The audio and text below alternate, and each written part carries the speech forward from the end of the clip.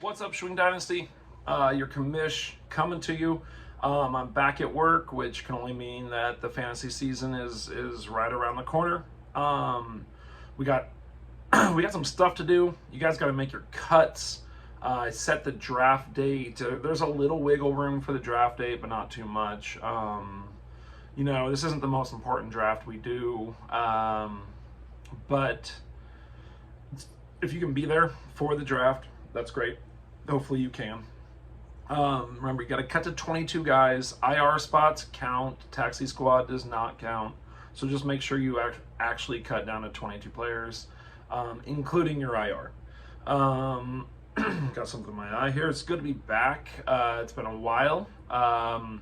This is going to be kind of a crazy year for me. I'm doing some after-school programs, teaching a robotics class after school, and then probably coaching some basketball as well. So the videos, I'm going to do my best. I want to be here for Schwing Dynasty and looking at our fourth year. Obviously, I'm a champ, former champ. Steve is a former champ, and Sean is now a champ, defending champ, former champ. So you guys got to come for it. You got to come for that title, that Schwing title. It's a good feeling to have it. I'd like to get another one. It's going to be a fun season. What I'm doing today is telling you guys exactly how that season is going to go. I'm giving you guys your position ranks, and then I'm going to come up with an overall team rank. And just like last year, I kind of just ranked them 1 through 10, and this wasn't looking at last year's stats or plugging in what I think the dynasty value is. This is this year, for this season, this immediate season we're about to do. Whose roster would I rather have? I didn't look at ranks. Occasionally I would look at last year's rank and for a tiebreaker, like with tight end specifically. And for quarterback, I looked at ranks a couple of times. Mostly I went to the trade screen on Sleeper, and they lay out everyone's roster. All the quarterbacks are there, all the running backs are there, all the wide receivers and tight ends and yada are there, and then I could see them all kind of right next to each other. And I would start on the left and say, okay, mine's on the left because it's my roster. Would I rather have mine or this person's? And okay, so let's say I choose the other person's. Great, would I rather have theirs or the next person's? And based on that, I started to build the ranking. So you're gonna see some Sean and Bird at the top of a lot of these. You're gonna see quarterbacks. Having the best quarterbacks doesn't really always mean that your roster is going to do too great. That's kind of why we're talking about moving to a 2 QB Superflex league, because some of the best quarterback rosters are some of our worst rosters overall. And that's not really kind of close to what the NFL is, obviously. And then you're going to see some people moving up. I was surprised by some people who moved down, some people who maybe did really well last year. We're lucky on the injury front, who maybe are moving down. But some rosters starting to kind of make a turn. I mean, obviously Sean was in the toilet bowl our first year, made a lot of trades, got a lot of draft capital, and had a lot of luck with the he probably won't call it luck, but with his draft picks. And so you see some teams starting to kind of move up and down the board. The one thing I want, we kind of should think about, something that some of the fantasy football analysts I listen to always talk about, is like in Dynasty, very few teams are truly need to be imploded and rebuilt. Most teams are a playoff run away. You just got to get in the playoffs and then hope that you get a series of wins in a row. I mean, that's what it comes down to, but you can have your best weeks in the playoffs. I think last year it was that I had a terrible week and lost to Steve or someone like that in the first round. We both scored under 120 points or something along those lines. And then the next week, if I had just snuck past him, I actually would have knocked Sean out of the playoffs. My team had a huge week, and his team had a subpar week for his scores, and he managed to get past Steve. But if I had just snuck past Steve in the first round, now we're looking at me versus someone else in the playoffs. And I can't remember how it would have turned out from there. I did look at it at one point, but I thought it was Daryl winning, or Bert ended up winning, or something like that. So, very few teams are truly in a rebuild. Adam made the playoffs last year, could have gone on a run. And the teams that are like kind of needing to implode a little bit, they still are a few lucky strikes or a good waiver pickup from being in contention. So you're never out of it. In fantasy football and dynasty, it may seem like it sometimes, but most teams, most of us have an opportunity to win a championship this year. There's very few teams I look at and say like, yeah, no chance whatsoever. In fact, I wouldn't say any of them are no chance whatsoever, because there's always surprising players. And then there can be just a field of injuries. I think Sean was very fortunate with his injury luck last year. Then a lot of us were not. I know mine got pretty ransacked.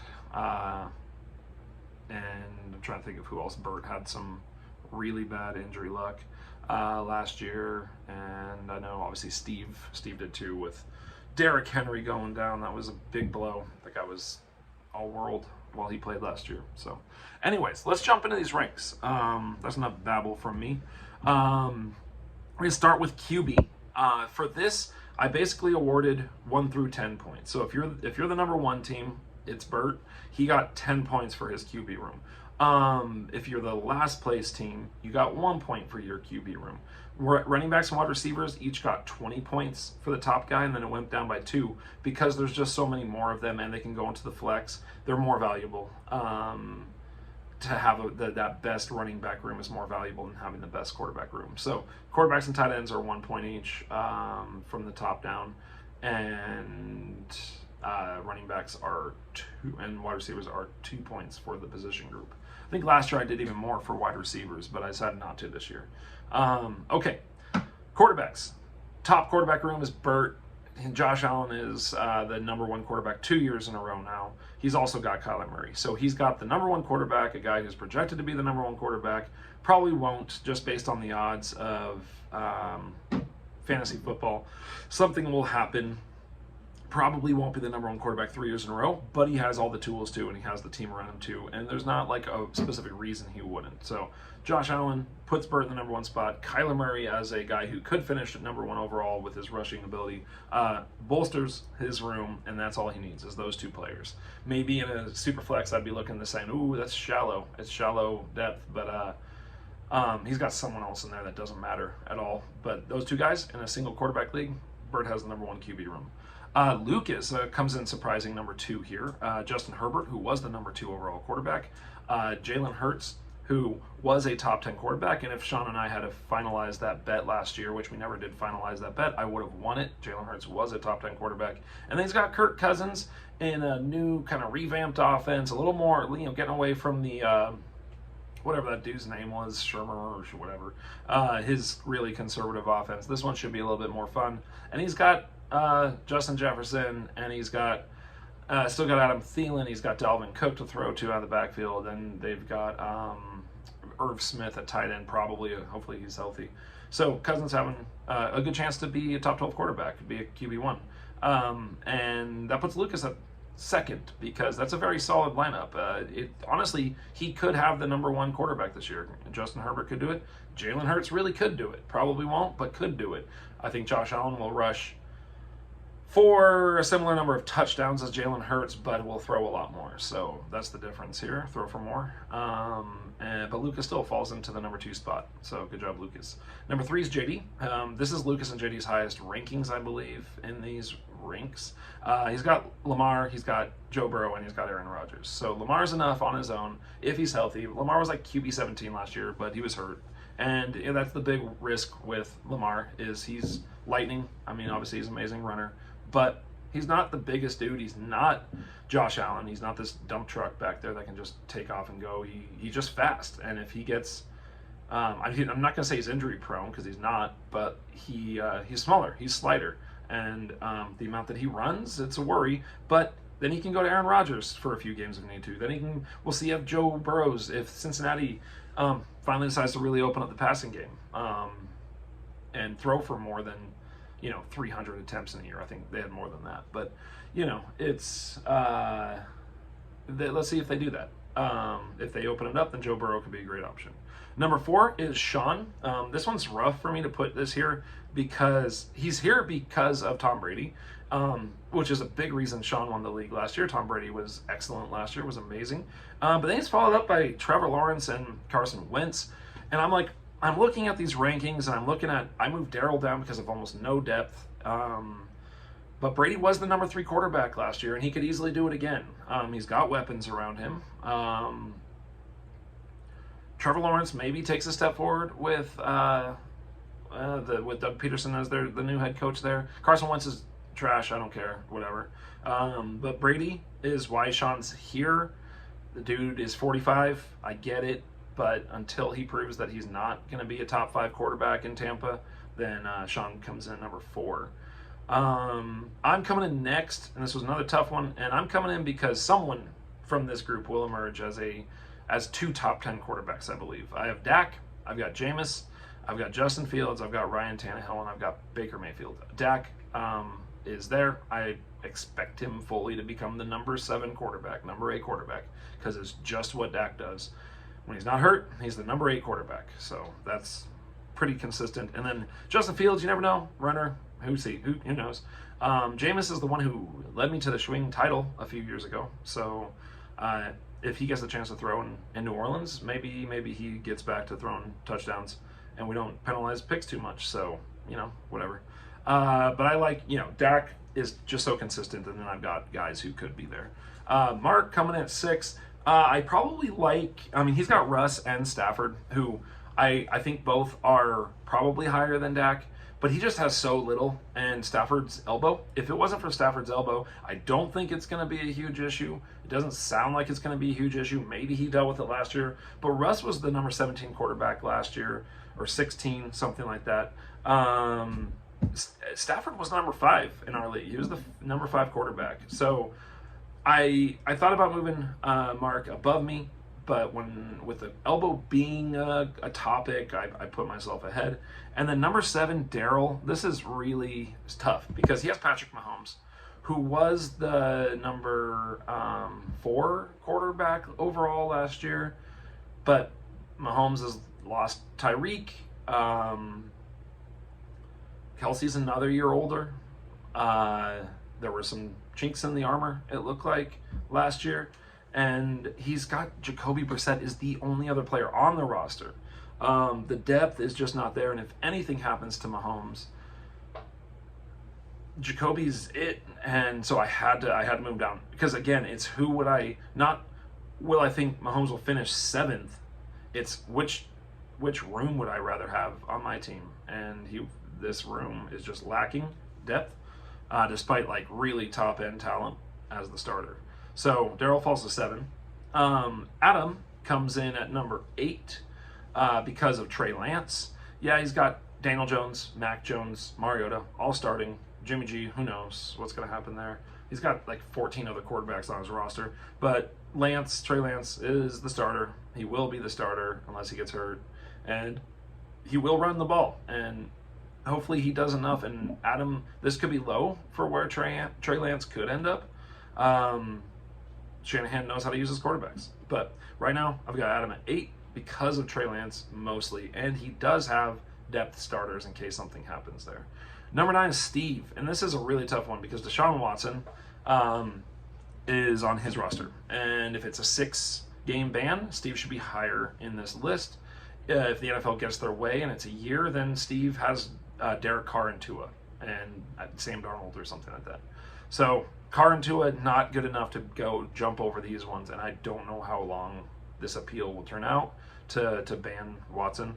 So Steve drops number 9. And last is Phil. He's got Matt Ryan, he's got Goff, and he's got Zach Wilson, and then Malik Willis. And Matt Ryan's been good for a long time, but and I think he'll be good for his receivers in Indy. I think he will make his receivers in Indy better than Carson Wentz was last year, but it's still just Matt Ryan and Jared Goff.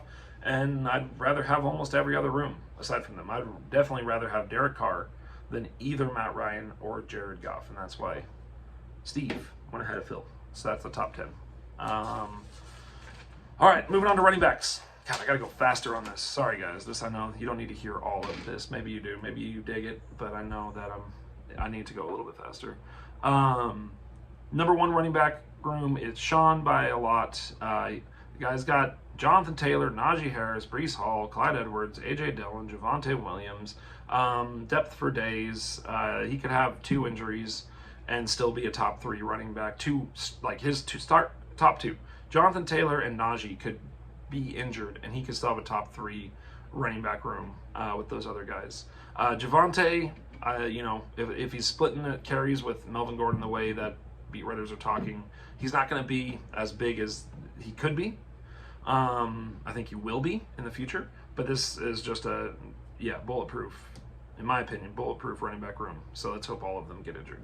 I'm going to go next. I'm going to put myself next, because I'm not projecting injuries. I'm not projecting injured players. And whatever we can say about it, when I look at Christian McCaffrey, Saquon Barkley, David Montgomery, Devin Singletary, Ken Walker, and basically the backups for almost all those guys, a few of those guys, the ones that matter. I'm happy. I'm really happy with that. That starting lineup could outscore Sean's starters. It could, which is a lot to say because I just went over how tough Sean's are. I don't think they will, but they could. Now, that's a whole lot of hopes for me based on an injury, not free, but a better injury season. If it's like last year, I will be the 9th running back room because that's just what happens when people get hurt. But I like it so far. On paper, looking at it, I'm like, yep, I'd take that over Burt's, which is Dalvin Cook, Aaron Jones, J.K. Dobbins, and Miles Sanders are the 4 I'm choosing to highlight here.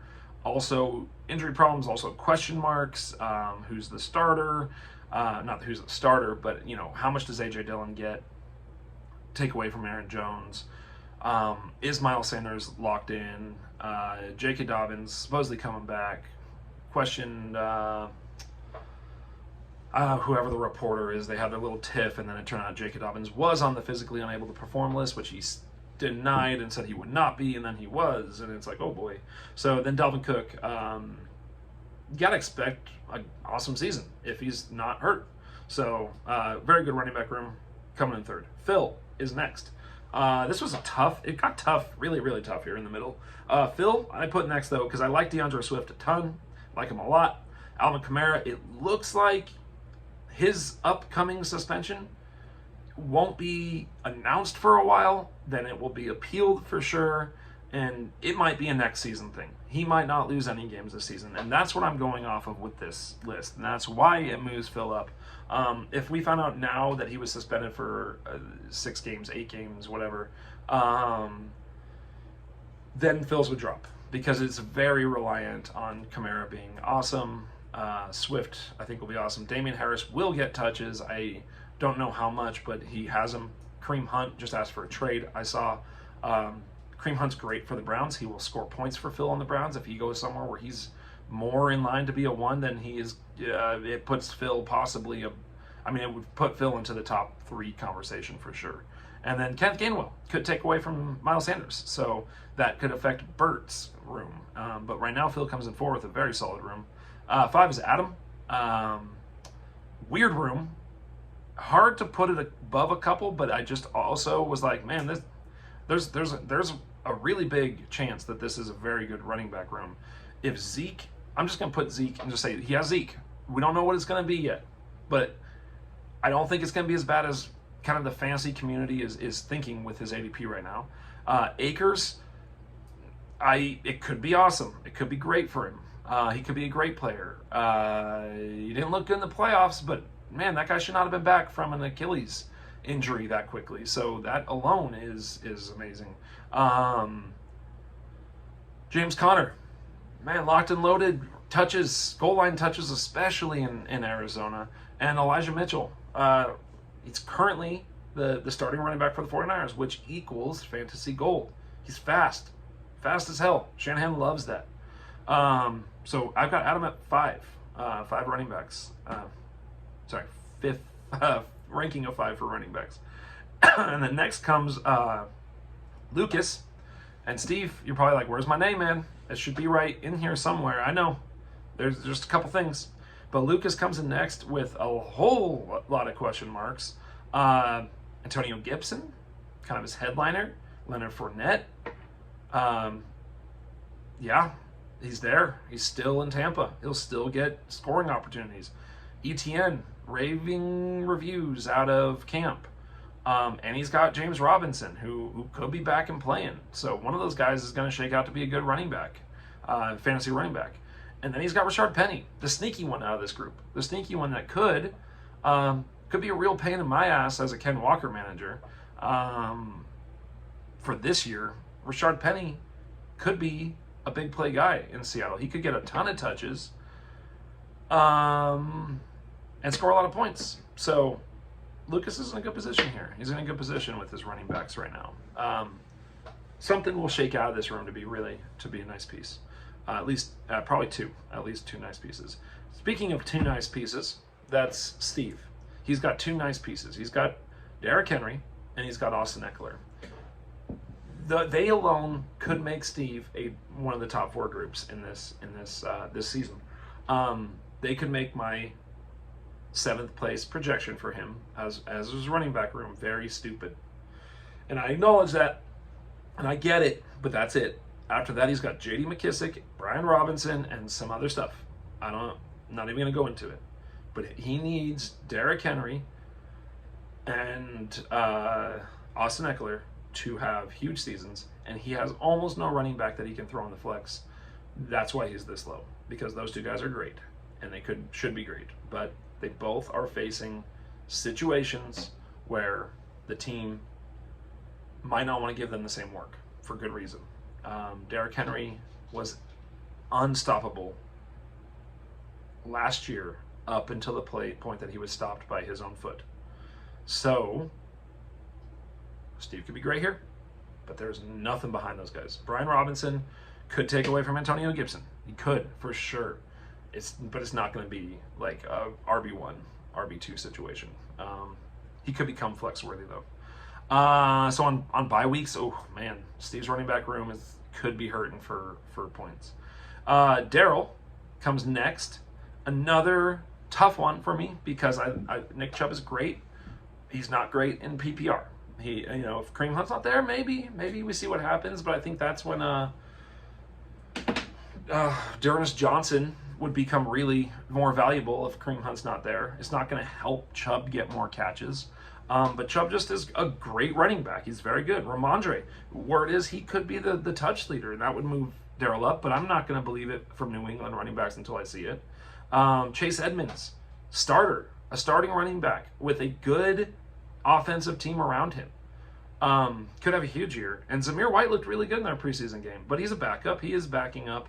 And all I think he's going to do more than anything is hurt Josh Jacobs, which is why Mark comes in 9th after Daryl, because Mark basically has Joe Mixon. Awesome. Love Joe Mixon. He's got Josh Jacobs, who's been a very consistent running back, not what I drafted when I took him in our rookie draft. I was expecting bigger than what he currently has become and what it looks like his career will be, which is a solid, good running back. And he's got Pooh after that. There's a bunch of Pooh on the field. And if Zamir White's taking touches from Josh Jacobs, and it's not Kenyon Drake as the running back too, who, old busted Kenyon Drake, I shouldn't say old busted because I was going to use that for JD's entire running back room after this. But Josh, Kenyon Drake isn't what he used to be. He isn't what he was at his height. He didn't have a big prime, a long prime, and that's running backs. But if Zamir White's taking anything away from Josh Jacobs, Mark needs Josh Jacobs to be a every down workhorse, 3-down running back. He hasn't really been, which is part of it. He's been a first and second down back. It's been what I've struggled with him. It's why I wanted to move on from him. But Joe Mixon and Josh Jacobs can both be great running backs, but there's just not a lot of there. And that also carries me into JD, who comes in at number 10. He's got Cord and Gord. He's got Cordarrelle Patterson, and he's got Melvin Gordon. They're both old. They both might not be the starter on their team. Melvin Gordon won't be the starter on his team. Cordarrelle might be the starter on his team, and then it's just all kind of old busted, or maybes. Dameon Pierce is on his team, and it's like, okay, maybe he's the starter in Houston. That could change JD's room. But right now it's Cord and Gord, and he comes in at number 10 with those two. So, all right, moving on. Did that a little bit faster than the quarterbacks. Okay, wide receiver ranks. Number 1 comes in at Sean again, 2 in a row. Sean wanted me to put his running wide receivers at 1 last year, and I'll be honest, they weren't even going to be my 1 at the beginning of this offseason. This offseason has really helped Sean's running wide receiver room because Ja'Marr Chase is great. Will Ja'Marr Chase become a 120 target guy? Is that going to be his thing? Because if he does, this is an easy pick as the number 1 wide receiver room. Or is he going to be an 85, 90 targets, big play, win you weeks with like 3 touchdowns, and then have weeks where he's good. He's not a volume receiver so far. I think T. Higgins is more of their possession volume receiver, and they want Ja'Marr Chase to win games for them with 1 play, and he could do that for Sean's team as well. It doesn't mean it'll happen every week though, and that's going to be the issue. So. This is a low passing volume offense. If that changes, we'll see, but I don't know if it will. But then the things that have really helped Sean become the number 1, and you can argue with this till all year with me. We'll see. The good news is we'll find out. It's Baker Mayfield, it's Matt Ryan, and it could be Deshaun Watson. Those are the things that really push Sean to the number 1 running back room. Now, Baker Mayfield and Matt Ryan are not my top group of quarterbacks. They didn't help my quarterback room move up, and it's not helping Phil's room move up. But Matt Ryan helps Michael Pittman. That's for sure. He helps him a lot. That guy, Michael Pittman, could really end up as a top 10 receiver this year. I really do believe he could. DJ Moore, maybe Baker Mayfield finally is a quarterback that can take advantage of having DJ Moore on his team, all the talent, still very young, and maybe he can actually get him some touchdowns, which would be nice for Sean's team. He's got Terry McLaurin. I'm out right now. I don't want him. I love the person, love the athlete, but I hate Carson Wentz. And it's kind of a tough situation for me because Carson Wentz did help Michael Pittman be great last year, but it's not the same. It's not what you thought you had when you thought you had Ryan Fitzpatrick out there gunslinging. When you thought maybe they'll get like some stud rookie. Those rookies don't exist this year. Doesn't look like stud rookie quarterbacks. So, and then he's got Amari Cooper. And if Deshaun Watson's there, that's fantastic for him. If it's Jacoby Brissett all year, not as good. But he also can throw in Gabe Davis and Rashard Bateman.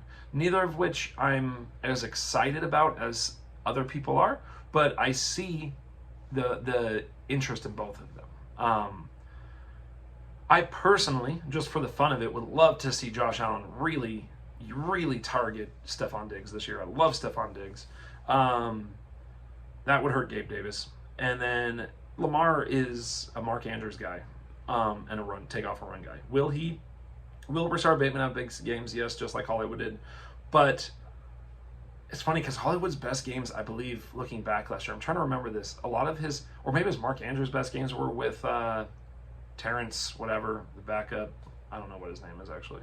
But Hollywood just was so streaky because Lamar will take off and run rather than risk a downfield throw sometimes. So will Bateman be awesome? I don't know. And if he is, yeah, I think it'll hurt Mark Andrews, and I don't think that's happening. I think Mark Andrews is Lamar's guy. And if not Mark Andrews, it's his own feat. But there's a lot of guys there. There's a lot of receivers there, and that's why Sean's 1. That was too long for just Sean. 2, Burt, and it's because of Cooper Kupp. Cooper Kupp with one of the greatest wide receiver seasons we've ever seen. Apparently, it was like the best fantasy season since like Jerry Rice in 1995 or something like that. And after Cooper Kupp, he's got Robert Woods, who should be a good play in Tennessee. Could be, should be, maybe, could be. Is he healthy? Let's be healthy. Mike Williams, Justin Herbert's new dude. Maybe taking over for Keenan Allen as the top dog there. And if he can stay healthy, fantastic. He will get DeAndre Hopkins back after 6 weeks, and that should be enough time for him to really have a very solid wide receiver room with Kupp and Hopkins and Mike Williams. And then he's got Pickens, who's listed right now, George Pickens, as a starter on the Steelers running back depth or wide receiver depth chart. So now their quarterback play is trash, but he's still a starter, and that's good for a rookie. So he's got a good room there. Next up is Mark. Mark goes Debo, who got his contract, he got the bag, he got paid, he's ready to go. He's got DK Metcalf, who's a gigantic human and should be the best friend of whatever shitty quarterback they play this year. He's got Michael Thomas, who I'm not gonna say I think he comes back and plays well, but if he does, that's fantastic. And Jameis will love to have a gigantic target with a big catch radius. And he's got Tyler Lockett still. He's got Corey Davis. I mean, I just threw that. It's a depth piece, but it's good. Then yeah, he's got like Jamison Crowder and some guys like that. But so he's got depth too. He's got some guys you can play in a pinch. But he headlines with 3 guys who have been amazing in fantasy football and should be good this year with Debo, DK, Michael Thomas, and then adding in Lockett. Okay, numbers 4 through 8. I gave them all 12 points in the count. I really couldn't separate it. So like Sean got 20 points for having the number 1. Bert got 18 for having number 2. Mark got 16 points for having the number 3. And then all of the rest got 12 from 3 through 8.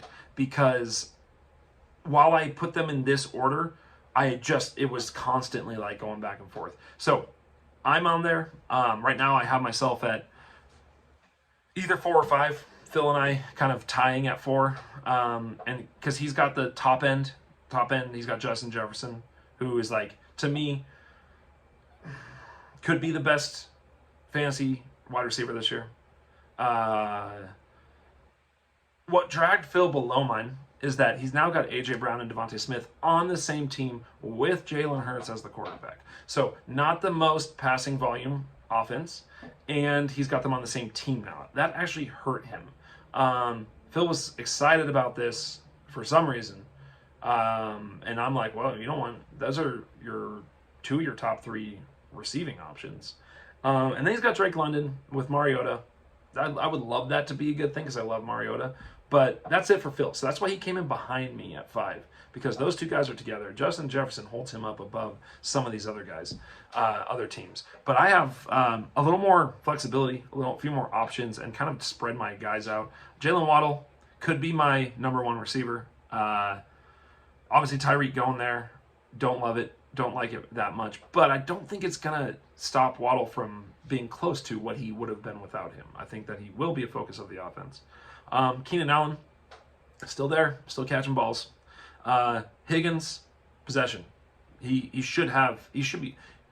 could be very, very good. I mean, I think Jamar Chase and T. Higgins both should be started most weeks in most leagues. Brandon Cooks, who else are they going to throw to? Chris Godwin, maybe he's back earlier than I thought. Elijah Moore and Allen Robinson. There's just a lot of potential there. Robinson, I think, will do better in Los Angeles. So that's why I came in above Phil. There's just a lot of pieces. Like some of those guys are going to make a group of 3 that'll be very good. Plus some flex capability. Steve comes in after Phil, and Devontae. Actually, Steve almost. This is the problem. I'm like, Steve could be above me and Phil. Phil could be above me and Steve. There was just this constant in my head, and same with Daryl and Adam, who come in at 7 and 8. That 4 through 8, I just could not. I couldn't. This is what I wrote down, but that's why we all got kind of a tie, 12 points per team. Steve has Devontae. He's got Juju, which is one of the big parts. If I knew what Juju was going to be, it'd make this easier. He's got Sutton and Jerry Jeudy. They're going to combine. One of those guys is going to be very good with Russell Wilson, maybe both of them. Chase Claypool, so much potential, so much promise. Let's see if he gets out of his own way. Chris Olave, I love him. I really like Chris Olave. So that's Steve at 6. Daryl has 3 guys, and this is why I couldn't move him up. I love his 3 of Tyreek, Stephon Diggs, and Darnell Mooney. I love them. I like that group. There's not a lot else there to love, and that's why I almost put him. If it wasn't for Tyreek and Diggs, he'd been behind Adam. And Adam comes in with CeeDee Lamb, Brandon Ayuk, Christian Kirk, MVS and Treylon Burks, and Treylon Burks is kind of the linchpin for this group. If he's anything, this room could move up. But it's got to be CeeDee Lamb. It's got to be CeeDee Lamb's turn this year. He's got to do something with his opportunity. So that's kind of 4 through 8. I put them all there, sort of all getting 12 points. It's not a tie. I do like the order I put them in, but when I can convince myself I'd rather have a different room than my own, and then I continuously go back and forth. I was like, I circled them all. I said, fine, fuck it. I can't right now. I don't have enough information right now to say who I truly like better. Give me the preseason and maybe I can order those better. Number 9, JD. I love Deontay Johnson. That's great. He's a really good piece to have. Adam Thielen, touchdown dependent. Probably, it's gotta be fading even more this year. Yeah. Amon-Ra. I wish I knew what to do with him. I wish I knew what he'd be this year. He helped me win a league last year by being amazing in the playoffs. Alan Lazard, Aaron Rodgers won. Is he? Could he be? And then Landry, just still around. Jarvis Landry, still there, still playing for JD. Good team, but number 9. Not a terrible team. It's just our running back or our wide receiver rooms, I feel like it's really nicely spread out, kind of the good running backs in this league. And it happened that JD and Lucas had fewer of the guys that I'm like, yeah, I see that as being a number 1 wide receiver potential this year. Lucas has some, he's got Mike Evans, and he's got Hollywood, who has 6 weeks without DeAndre Hopkins, as long as that hamstring's healthy and he stops felony speeding, whatever the hell he's doing. But he's got Mike Evans, and he's got Garrett Wilson. I don't know. I don't like rookies in these projections. You guys know that. I don't like hyping up a rookie in these projections. I haven't so far today. None of the rookies have made a huge impact on this because it just doesn't happen very often. Jamar Chase and Justin Jefferson, that's two out of the last 2 years. 1 from each draft class. That was some pretty goddamn good receivers. Jalen Waddle also was good as a rookie last year, but it still took him a little bit. Took me a little bit to catch it too. That okay, he was on my taxi squad because I just figured Tua and I just wasn't ready to buy in. But yeah, Lucas has Mike Evans. He's got Garrett Wilson. That could be something. Mike Evans will be something. Hollywood. Then he's got DJ Chark, Sky Moore, David Bell, Young, maybe something someday. I don't know. Number 10. That's what he's got.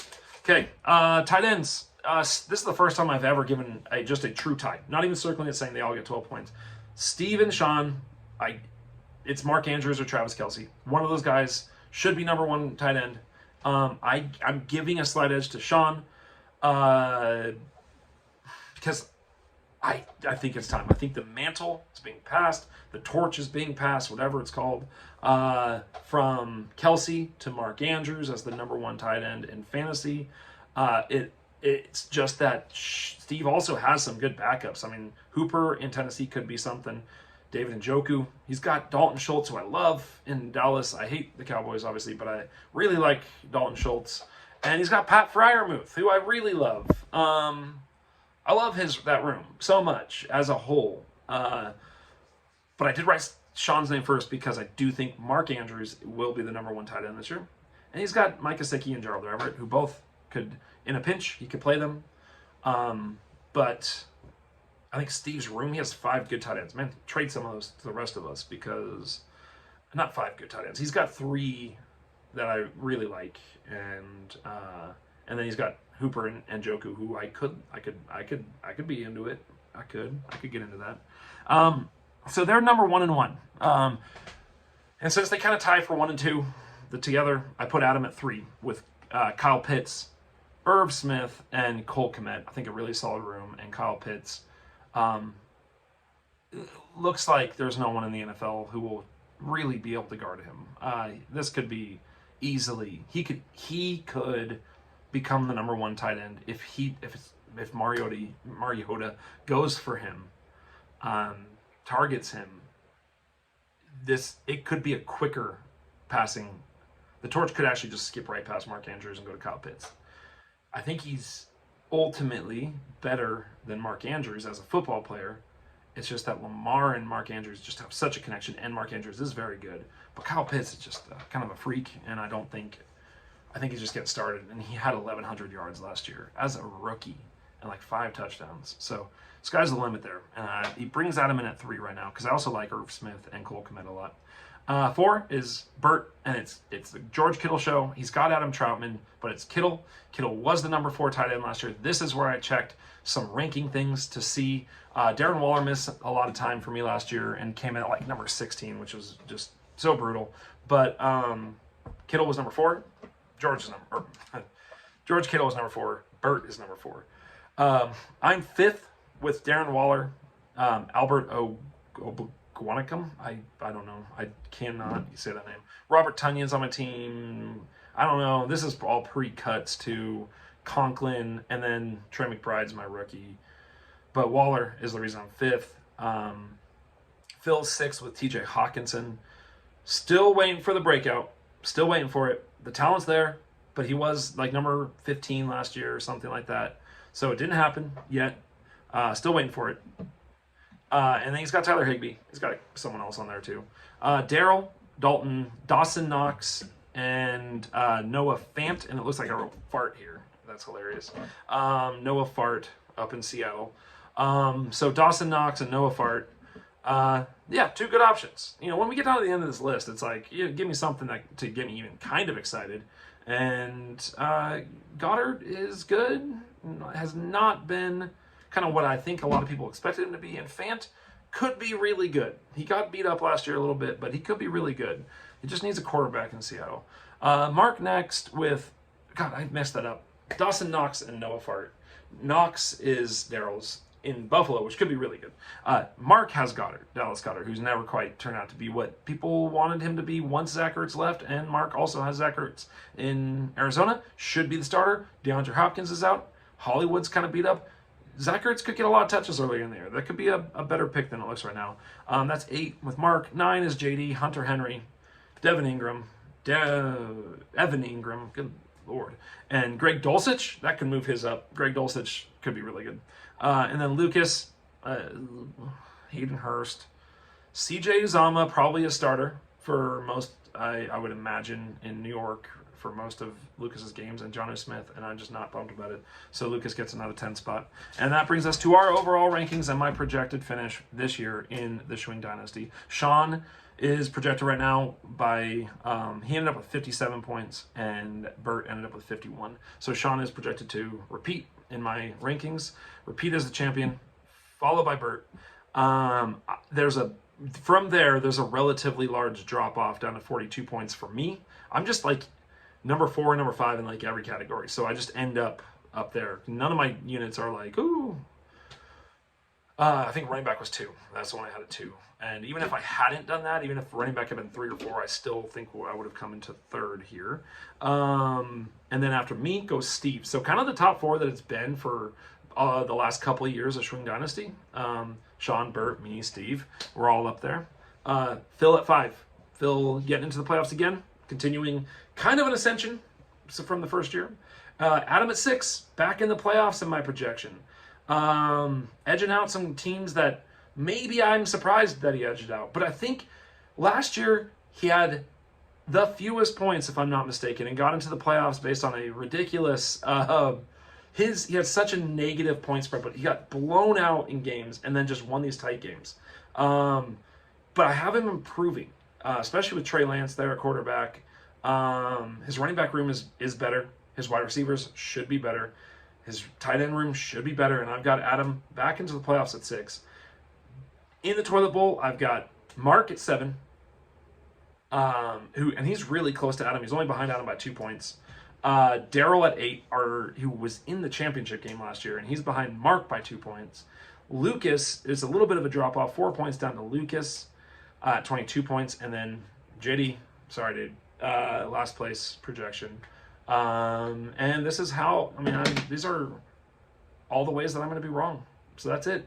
Sean, Burt, me, Steve, Phil, Adam, playoffs. Congratulations, guys. Let's not even play the season. Let's just go now. Mark, Daryl, Lucas, JD, better luck next year. All right.